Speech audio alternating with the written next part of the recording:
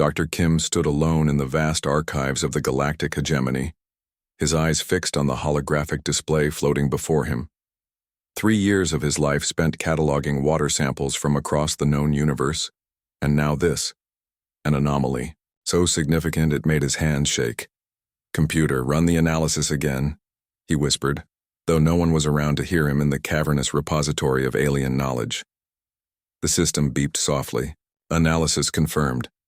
Earth water sample contains molecular structure variant not present in any catalogued specimens. Kim ran his fingers through his hair, disheveled from too many hours without sleep. What had begun as routine research into hydration, requirements for spacefaring species had led him to this discovery. Earth's water wasn't just water. The hydrogen bonds formed patterns that maintained quantum coherence at normal temperatures, something the leading physics models said was impossible. He reached for the small vial of Earth water he'd been studying. It looked ordinary, clear, colorless, yet it was anything but. Initial tests showed that when non-Earth organisms consumed it, their cellular repair mechanisms accelerated dramatically. Memory and cognitive function improved. Some test subjects even displayed limited, telepathic abilities after prolonged exposure. "Blue gold," he murmured, giving the substance a name without realizing it. The implications crashed down on him like a collapsing star. Earth was classified as a pre-interstellar civilization, a backwater planet whose inhabitants had barely reached their own moon. They had no idea they were living on top of the most valuable resource in the galaxy. Kim pulled up the hegemony's standard protocols for resource discovery. The regulations were clear. Report findings, establish resource value, initiate diplomatic contact if indigenous species were present, or begin extraction if not. But he knew how the hegemony operated. Earth would be offered a terrible choice: surrender, control of their water, or face protective occupation. He'd seen it happen before. The desert world of Pax had refused to give up its rare minerals. Now it was a strip-mined husk, its people scattered across refugee camps on 3 different planets. The computer chirped again. "Dr. Kim, your supervisor has requested your daily report. Shall I compile standard findings?" His finger hovered over the console. One touch, and Earth's fate would be sealed. Instead, he pulled up his personal file and began typing. He had a cousin who worked in the diplomatic corps. She could get a message to Earth through unofficial channels. The humans deserved a warning, at least a chance to prepare. Computer disregard supervisor request. Log that today's samples showed no significant variations. Warning: falsifying research data violates Hegemony Science Directive 15A. Override. Authorization Kim 9873. As he worked frantically to compose his warning, Kim noticed movement at the archive entrance. 2 security officers in the distinctive purple uniforms of the Resource Acquisition Division were scanning the room. His heart raced. Had someone already discovered his findings? He quickly closed his personal files and pulled up a random water analysis from another system. The officers approached, their faces professionally blank. "Dr. Kim, your presence is requested by Director Lee." "Director Lee? But I report to Dr. Song in xenobiology." The taller officer's expression didn't change. "The director wishes to discuss your recent findings." Ice formed in Kim's stomach. Someone else had access to his research database. Someone had seen what he'd discovered before he could hide it. As they escorted him from the archives, Kim glanced back at his workstation. The small vial of Earth water still sat there, innocent-looking. To think that something so common on one planet could be so rare and powerful in the wider universe. Director Lee was waiting in his office. A panoramic view of the Hegemony capital spread out behind him. He was studying a holographic projection of Earth, the blue planet slowly rotating. "Beautiful, isn't it?" Lee said without turning around. "So much water on one world. Oceans covering over 70% of its surface." Kim remained silent. "Did you know," Lee continued, "that we've been observing Earth for centuries? We classified them as non-priority for contact.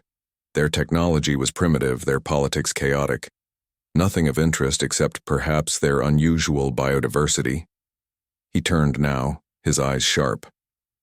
And then you discover this. Water that shouldn't exist.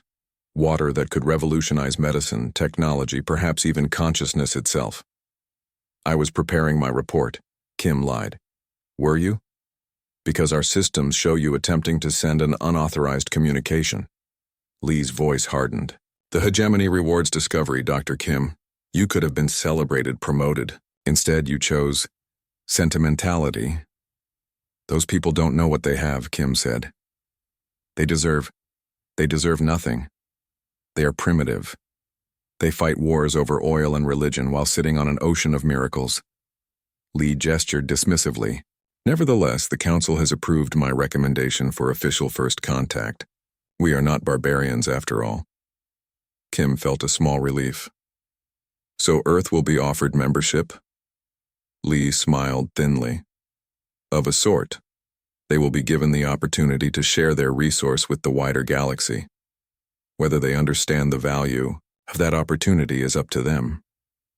As Kim was led away, he wondered if he could still warn Earth somehow. The hegemony would present themselves as friends, as benefactors bringing the gift of galactic citizenship. But he knew the truth. They were coming for the water, and they would not take no for an answer. Captain Park stared at the gleaming silver ship that had landed in the center of the International Space Complex. 6 days ago, it had appeared at the edge of Earth's atmosphere, broadcasting a message of peace in 27 languages. Now, standing just 50 feet away from actual aliens, she felt her training failing her. Nothing had prepared humanity for this moment. Remember, General Han whispered beside her. Stick to the tour route.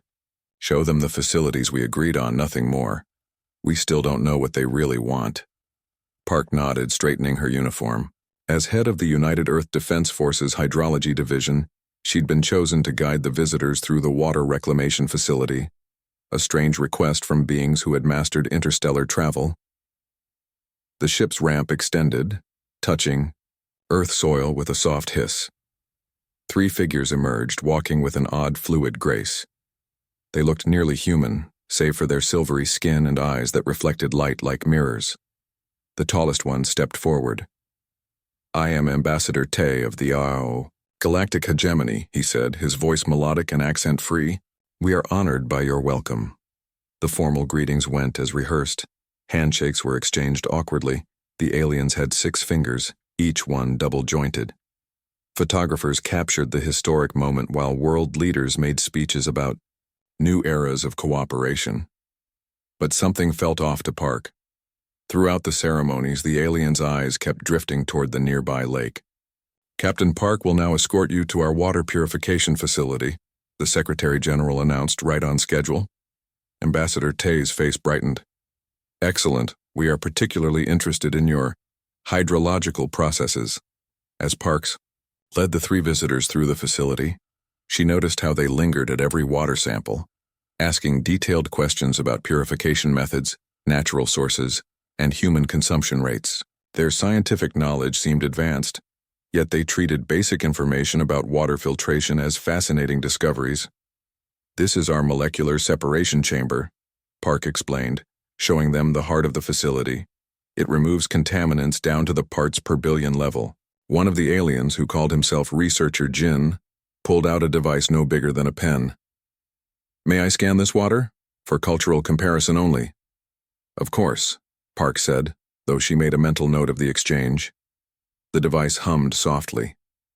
Jin's eyes widened slightly as he read the results, then he quickly composed himself. Something in that moment, the slight break in his perfect diplomatic veneer, triggered Park's military instincts. Throughout the rest of the tour, she watched more carefully. The aliens kept producing small instruments when they thought no one was looking.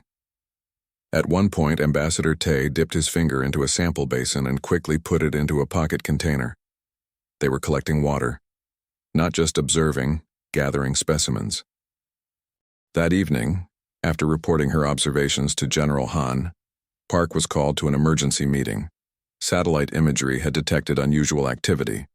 3 more alien ships, previously hidden behind the moon, had moved into Earth orbit. They weren't invasion-sized vessels, but they weren't diplomatic shuttles either. Resource extraction ships, the intelligence officer explained, showing magnified images of large collection mechanisms on the vessel's undersides. They're commonly used throughout the galaxy for gathering materials from uninhabited planets. The realization hit Park like a physical blow.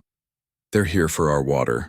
The next morning, she requested a private meeting with Ambassador Tay, who agreed with surprising eagerness. They met in the facility's observation deck overlooking the vast purification tanks. "Ambassador," Park began, "I appreciate your interest in our facility, but I noticed some unauthorized sampling yesterday." Tay's silvery face remained composed, but his eyes flickered, that same tell she'd spotted before. "Captain Park, your directness is refreshing. Perhaps we can speak plainly." "I'd appreciate that." Tay gestured toward the water below them. "What you call ordinary water is actually extraordinary. Your planet is the only known world where H2O maintains quantum coherence at room temperature. This property makes it invaluable for medicine, technology, and energy production throughout the galaxy." Park felt her throat tighten. "And you came here to take it." "We came to offer partnership," Tay corrected. "The hegemony wishes to extend membership to Earth. You would gain access to interstellar travel, advanced medicine, clean energy, all the benefits of galactic citizenship, in exchange for our water. Controlled extraction rights, yes. The amount we need would hardly be noticed. Perhaps one of your smaller oceans to start." Park stared at him in disbelief. "A smaller ocean?" Tay seemed genuinely confused by her reaction. "You have so much, more water than any inhabited world we've encountered. Surely you can share this bounty." "And if we refuse?" The ambassador's expression shifted subtly. "The hegemony offers protection to all member worlds." "Protection from what?" Park asked, though she already suspected the answer. Tay looked away, his gaze fixing on the distant horizon. "The galaxy can be dangerous for worlds with valuable resources. There are entities less diplomatic than the hegemony. We merely wish to establish an orderly arrangement before others discover what we have found." "You mean before other aliens come to steal our water?" Park said flatly. "Such harsh terminology," Tay sighed. "Captain, please understand our position. Your water could save billions of lives across thousands of worlds. It could end suffering on an unimaginable scale. Yet you hoard it, use it to grow crops and wash vehicles, even defecate in it." His composure slipped, revealing genuine frustration. "Do you have any idea how precious this substance is?" Park stood her ground. "It's precious to us too. It's the foundation of all life on Earth. We're not asking for all of it. Just access. Reasonable access. And these ships hiding behind our moon, are they part of this reasonable access?" Tay's expression hardened. "Those are precautionary measures. The Hegemony Council authorized me to secure an agreement by any means necessary. But I hope, truly hope, that we can be friends rather than—" He trailed off. "Rather than what?" "Resource conflicts are unfortunate, but sometimes unavoidable when dealing with pre-interstellar civilizations. The threat hung in the air between them." Park thought of the military briefings, the panicked discussions among world leaders. Earth's weapons would be toys against a spacefaring civilization. "How long do we have to consider your offer?" she asked. "The Council expects my report in 3 of your days." Tay's voice softened. "Captain, please convey to your leaders that we prefer cooperation. The hegemony has much to offer Earth." As the ambassador turned to leave, Park called after him. "What makes our water so special? Why here and nowhere else?" Tay paused. "That is what fascinates our scientists most. By all accounts, it shouldn't exist. Your planet is an anomaly. A miracle, some would say."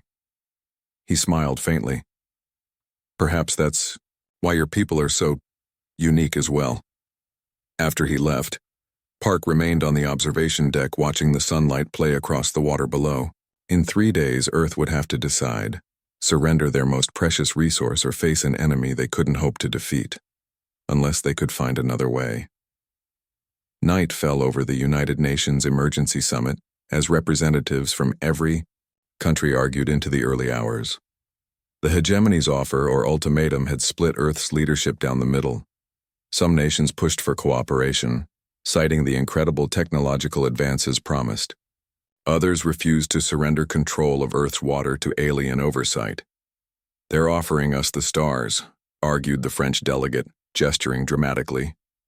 "The medical technologies alone could eliminate cancer, extend human lifespans by centuries." "At what cost?" the Brazilian representative shot back. "Today they take the Arctic Ocean. Tomorrow what? The Amazon? The atmosphere? Where does it end?" Captain Park sat silently at the back of the chamber, watching the debate rage. General Han leaned toward her, his voice low. "Intelligence reports 3 more alien vessels have entered the solar system.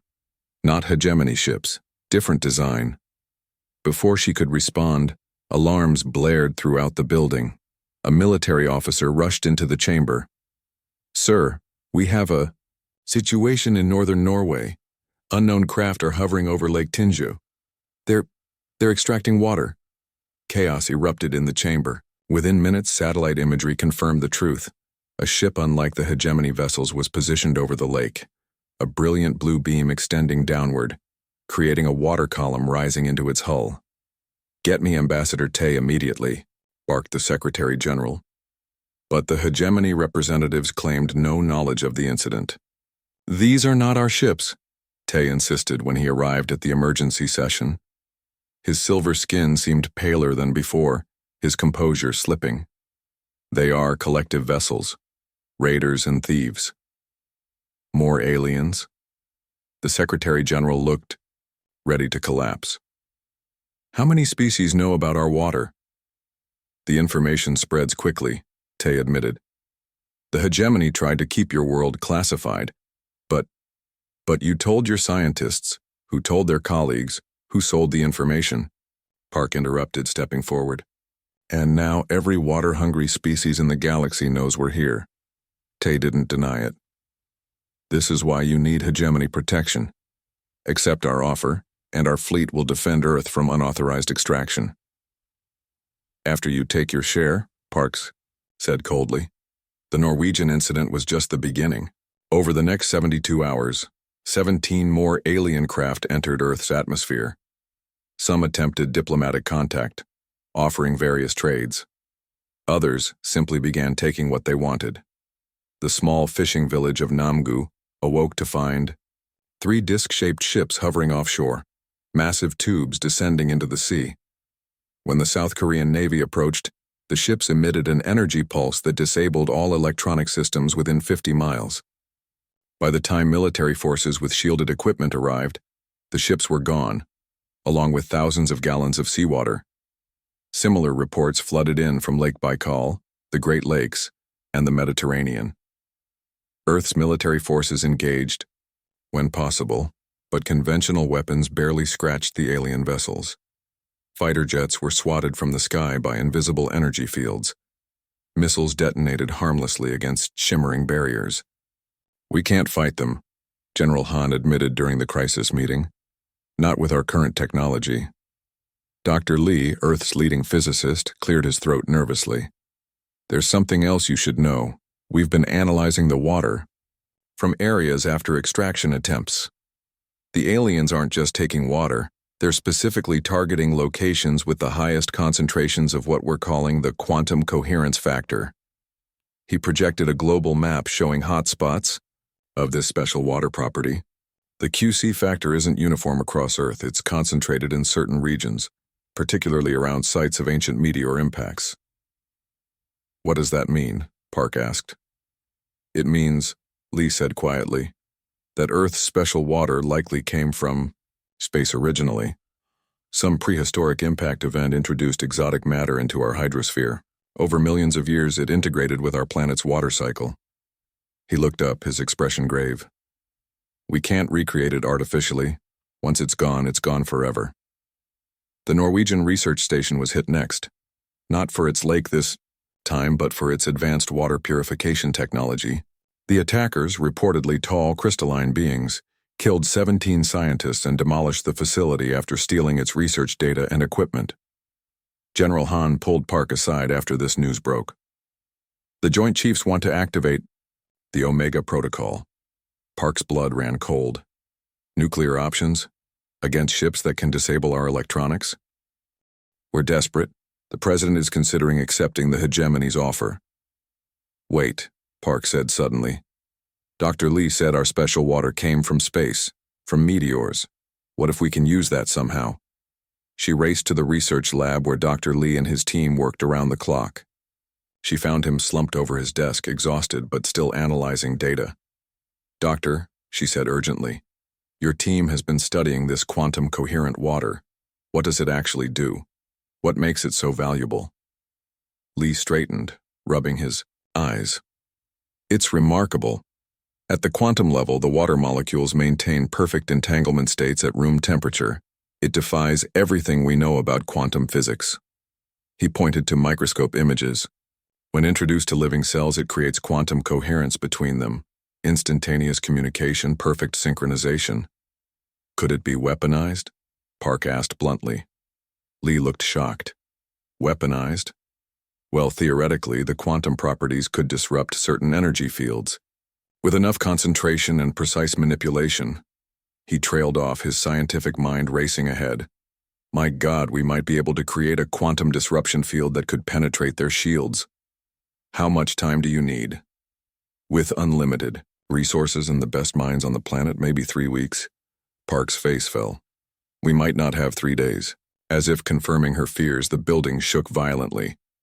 Air raid sirens wailed across the city. Park rushed to the window to see 5 massive ships descending through the clouds, each one larger than any they'd encountered before. The collective had arrived in force.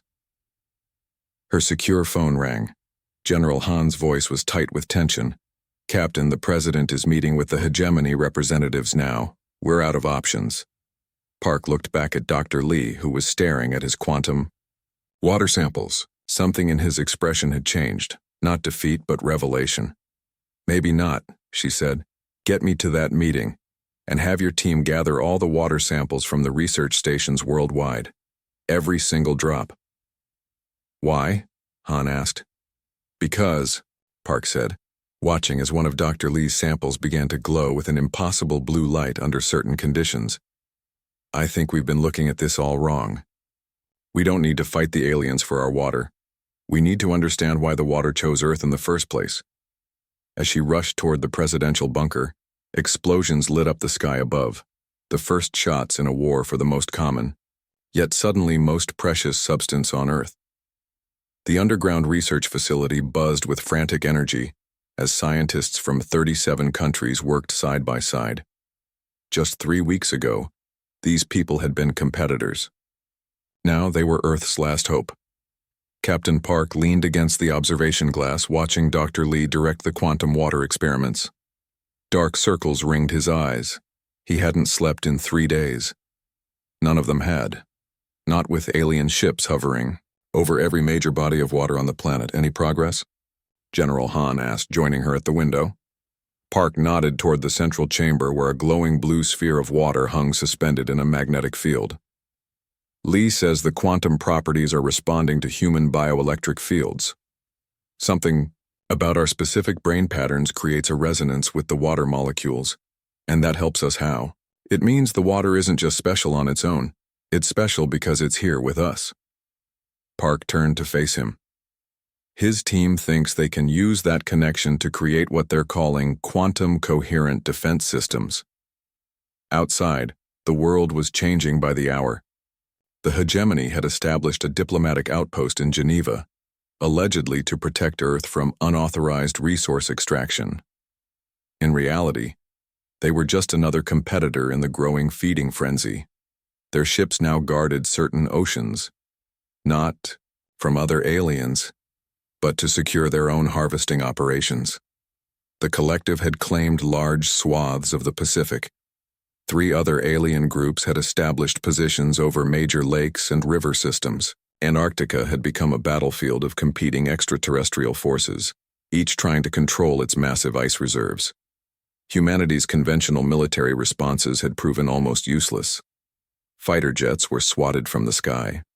Missiles couldn't penetrate alien shields. Nuclear options remained on the table, but using them meant irradiating the very water everyone was fighting over. "The President is addressing the UN in an hour," Han said. "The Security Council is split. Half want to surrender to the hegemony for protection. The other half want to fight to the last drop." "We need more time," Park said. "We don't have it.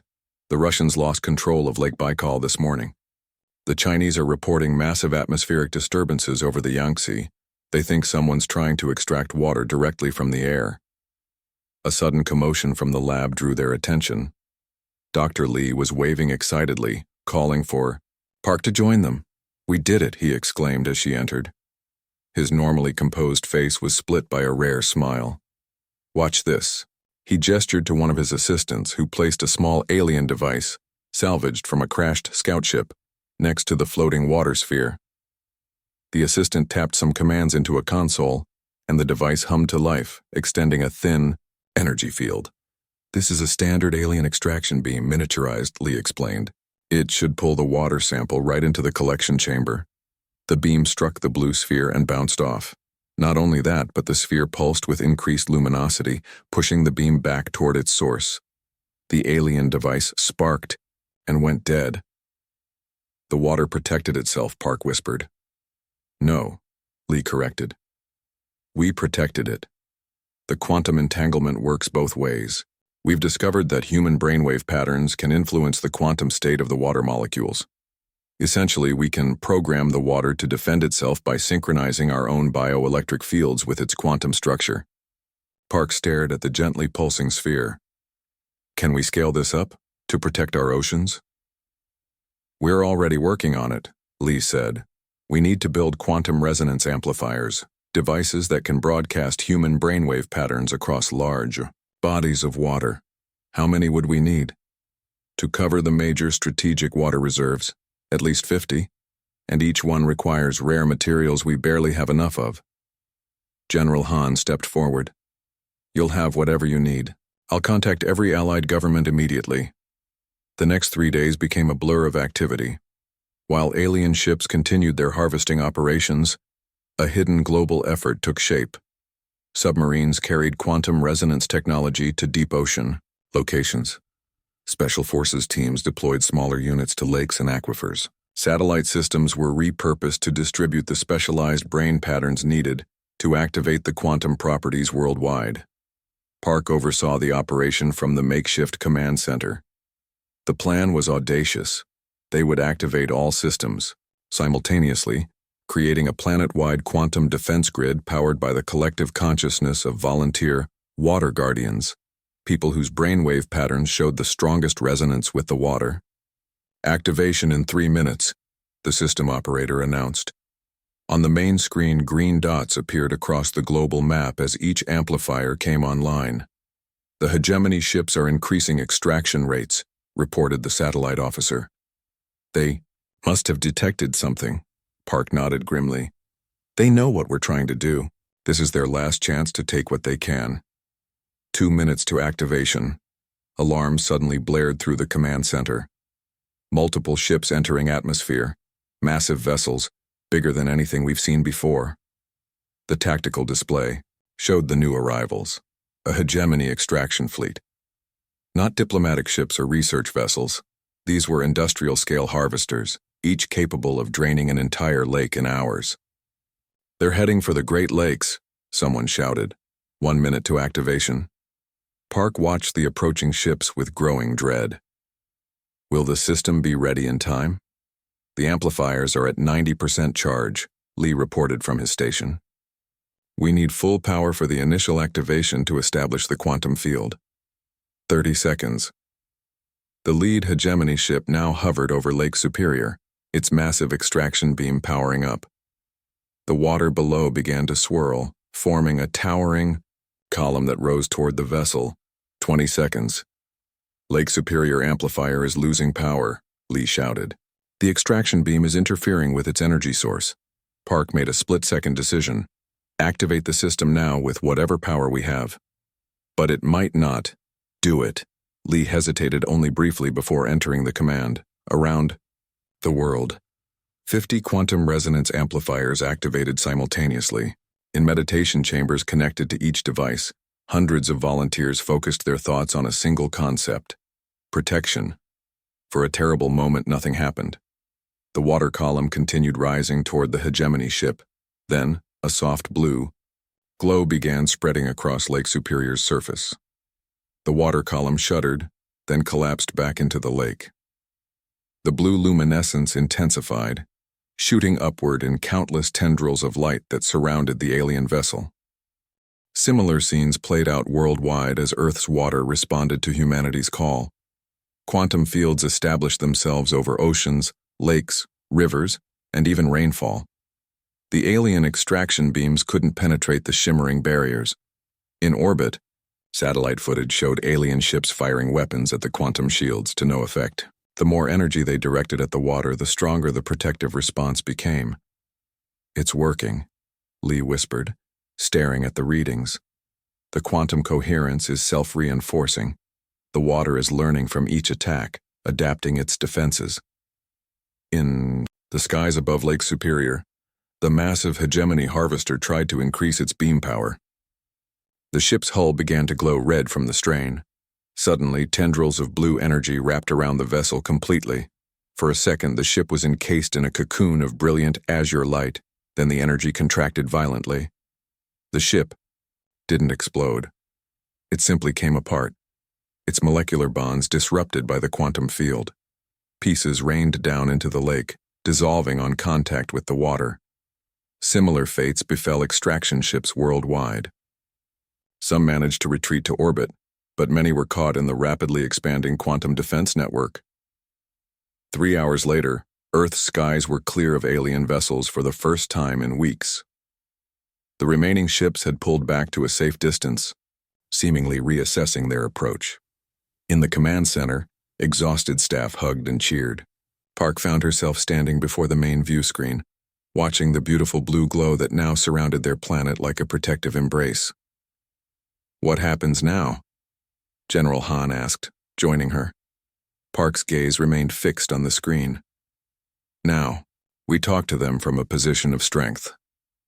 6 months after what the world now called the Water Shield event, Captain Park stood on the observation deck of the United Earth vessel Aquarius, watching as Earth grew smaller behind them.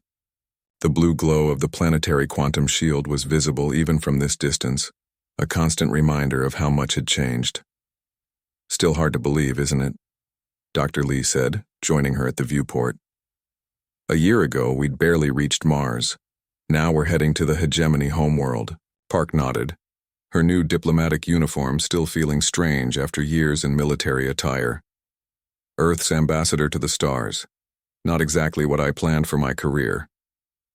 "No one better for the job," Lee assured her. "You understand both sides better than anyone." The Aquarius was humanity's first true starship, built using technology traded with the more reasonable alien civilizations. Its power core ran on the principles discovered during the quantum water research, harnessing the same properties that made Earth's water special to create an unprecedented propulsion system. Park turned from the viewport as her communication device chimed. "The hegemony delegation is ready for the briefing." In the ship's conference room, Ambassador Tay and 3 other hegemony representatives waited. Their demeanor had changed dramatically since the early days of first contact. Gone was the barely concealed condescension, replaced by a cautious respect. "Ambassador Park," Tay greeted her with the traditional human handshake they had learned. "Your vessel is most impressive. To think you've mastered quantum propulsion so quickly." "Necessity drives innovation," Park replied evenly. "We had good motivation." The meeting proceeded with a review of the new trade agreements. After the SHIELD event, Earth had found itself in an unprecedented position of strength. The same water that aliens had tried to steal now protected the planet more effectively than any conventional weapon could have. "Our scientific council has reviewed your proposal," Tay said, sliding a data tablet across the table. "We agreed to the medical research exchange program, 10 gallons of Earth water annually in exchange for full access to hegemony medical technology. 10 gallons that will save millions of lives across your worlds, Park noted, while respecting Earth's sovereignty. The contrast to their previous demands for one of your smaller oceans wasn't lost on anyone in the room. After the meeting, Park retreated to her quarters to prepare for their arrival at the hegemony capital in 3 days. On her desk sat a small vial of glowing blue water, a reminder of what they were protecting and sharing on carefully negotiated terms. A knock at her door interrupted her thoughts. General Han entered, now serving as Earth's military attaché to the galactic community. "The latest reports from home," he said, handing her a datapad. "The quantum shield is stable. Water purification systems using the new technology have been installed in 40 more countries. Global access to clean drinking water is up 30% from last year." Park scrolled through the figures with satisfaction. "And the refugee situation?" Han's expression sobered. "Over 200 alien scientists and their families have now been granted asylum on Earth. Most were persecuted for opposing their government's water theft attempts. Make sure they're integrated into the research teams where appropriate," Park said. "Their knowledge has been invaluable." "Already done. Dr. Kwan from the collective has been especially helpful. His insights on quantum field harmonics have accelerated our defensive capabilities significantly." The ship's gentle hum changed pitch slightly, indicating they were increasing speed. Through her viewport, Park watched as the stars blurred.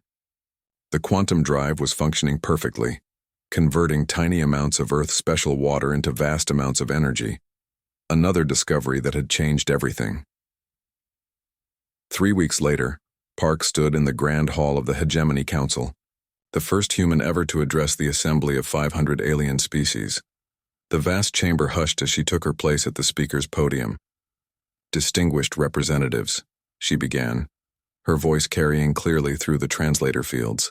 "I come before you not as a supplicant, but as an equal. Earth offers friendship to all peaceful worlds, and fair trade of our unique resources." She gestured to the small fountain beside her, a diplomatic gift containing a few ounces of Earth water, its soft blue glow mesmerizing the assembled delegates. "What you once sought to take by force we now offer freely, but on our terms.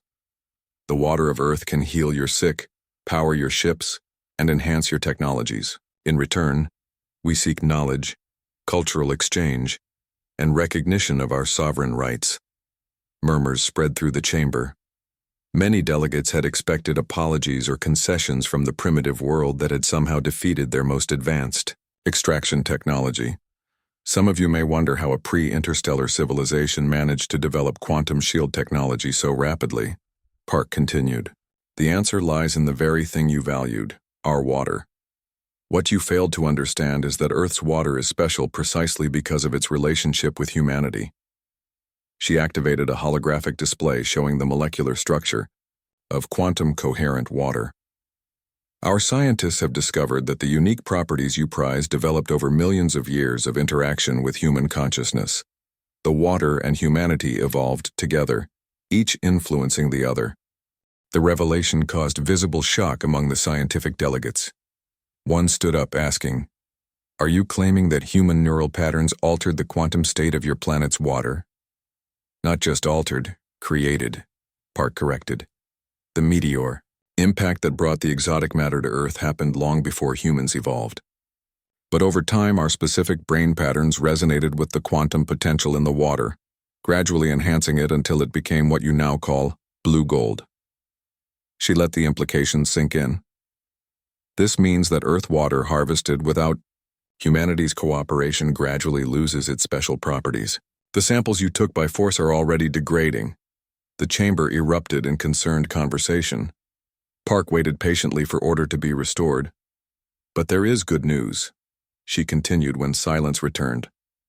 "Earth is prepared to establish permanent treatment facilities where small amounts of our water can be charged with the quantum properties you need for medical purposes.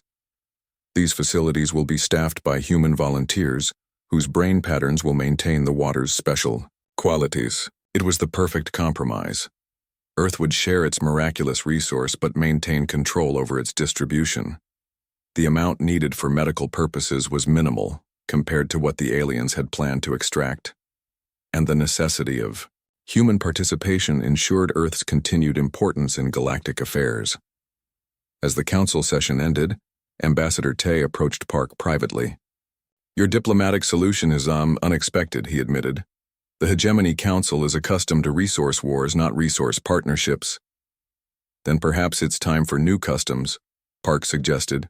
"We call it blue diplomacy, negotiation from a position of shared strength rather than exploitation." "Blue diplomacy," Tay repeated thoughtfully. "It has a certain appeal." Later, as the Earth delegation returned to the Aquarius, Dr. Lee caught up with Park in the corridor. "The collective representatives want to discuss research collaboration," he said excitedly. "And 3 other species have requested trading posts in Earth orbit." Park smiled. "Schedule the meetings. But first, I need to make a call home." In her quarters, she connected with the United Earth Council. The president's face appeared on screen, anxious for news. "The agreements are signed," Park reported.